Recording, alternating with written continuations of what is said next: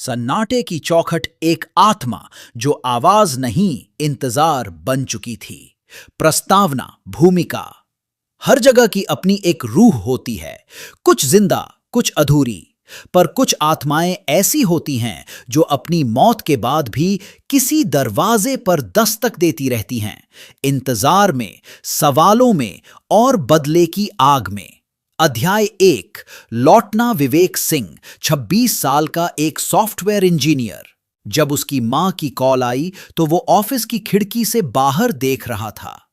बेटा, दादी की तबीयत बहुत खराब है, गांव आ जा एक बार।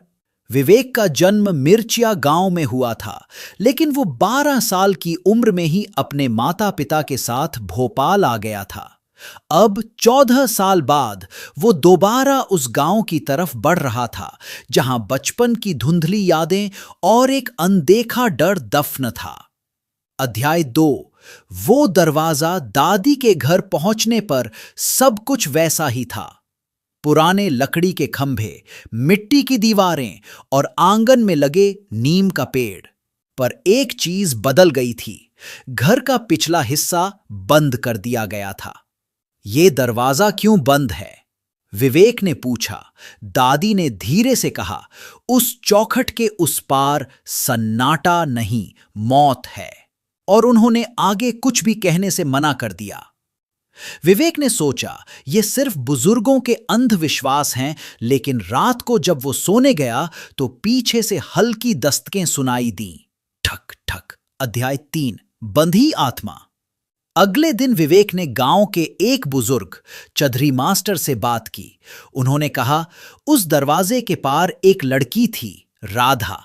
वो तुम्हारी ही उम्र की थी, बहुत सुंदर, शांत, लेकिन उसकी आंखों में कोई कहानी छुपी थी। एक रात उसका कत्ल हो गया और उसकी आत्मा उसी चौखट पर रह गई। किसी ने उसे इंसाफ नहीं दिलाया। विवेक को यकीन नहीं हुआ, लेकिन रात होते ही फिर वही दस्तकें, और इस बार दरवाजे के नीचे से किसी ने उसका नाम पुकारा, विवेक। अध्याय 4। सन्नाटे की चीख। रात को विवेक ने दरवाजा खोलने की कोशिश की, लेकिन जैसे ही उसने चौखट को छुआ, एक सर्द लहर उसके हाथों से होते हुए पूरे शरीर में फैल गई। दीवार पर एक परछाई उभरी, एक लड़की, बिखरे बाल, फटी हुई साड़ और खून से सनी आंखें। मैं राधा हूं, तुम मेरे भाई हो। विवेक को झटका लगा। ये क्या कह रही है? तेरे जाते ही उन्होंने मुझे अकेला छोड़ दिया। मैंने रोया, चीखा, पर कोई नहीं आया। विवेक की आंखों से आंसू बहने लगे।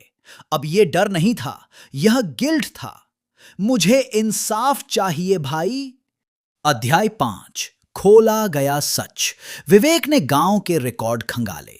राधा नाम की लड़की के साथ दुष्कर्म हुआ था और बाद में उसे मारकर घर के पीछे दबा दिया गया था। रिपोर्ट दर्ज नहीं हुई थी, सबने चुप्पी साध ली थी। विवेक ने केस दोबारा खुलवाया। स्थानीय पुलिस और मीडिया में बात फैली। गांव के कुछ रसूखदारों को गिरफ्तार किया गया। 14 साल बाद राधा को इंसाफ मिला। अध्याय 6। विदाई। एक रात फिर वही दस्तक हुई, लेकिन इस बार कोई डर नहीं था। दरवाजा अपने आप खुला। विवेक ने देखा, राधा मुस्कुरा रही थी। अब मैं जा रही हूं। सन्नाटे की चौखट अब खाली है, और वह हवा में घुल गई, जैसे कोई शांति पा चुका हो। अंत और एक नई शुरुआत। विवेक ने उस दरवाजे को नहीं हटाया। उसने वहां एक छोटा स्मारक बनवाया, जिस पर लिखा था, जहां आवाज नहीं पहुंची वहां सन्नाटा बोल पड़ा। अब वो दरवाजा डर नहीं, सच की पहचान था।